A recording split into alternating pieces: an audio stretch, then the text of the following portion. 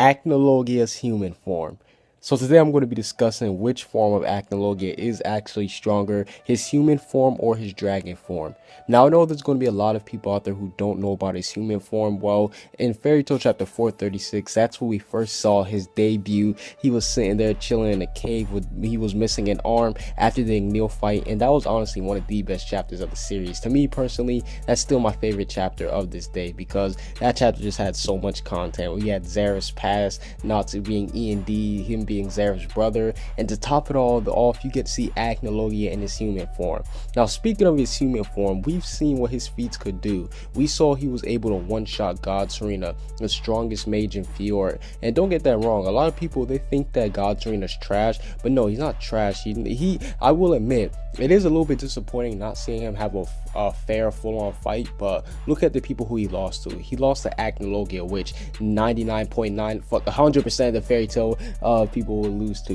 And then he lost to Gildarch when he was in a weaker state, and we know that Gildarch went one-on-one with Acnologia and survived, so that's one thing. So God Serena isn't weak by any means. He just had unlucky opponents, let's be honest. So we know that Acnologia one shot at him, and then we saw the Elaine fight where he was basically scared away the strongest woman in the Spring and 12 in the Alvarez Empire. So he scared away the second or first strongest character in the Alvarez Empire. Take it how you want between Eileen or August. I don't really care which one you put ahead, but that just shows the strength of his human form. His human form is clearly very strong. It's not something to be messed with. On the other hand, you got his dragon form. His dragon form is known to being that form has been known for being savage. We saw how he just straight up bombarded. He just deboed his way to the Tenro Island. He didn't care that it was sacred to Fairy Tail. He was like, yeah, whatever. He went there, caused havoc, destroyed everything. He made Zeref run away. Zeref was even scared of him,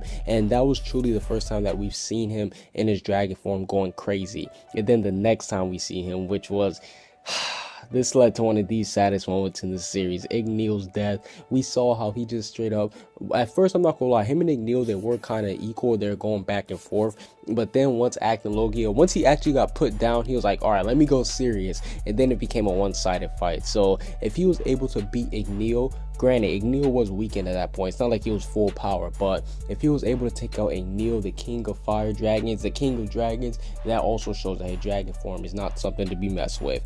And last but not least, we don't really know which form he was in, but when he fought Gildarch, he took away one arm. Me personally, I believe that he was in his human form when he fought Gildarch, because I think that if he was in his dragon form, it would be way too overkill, and I don't think that Gildarch would be able to stand a chance against Acnologia in his dragon form.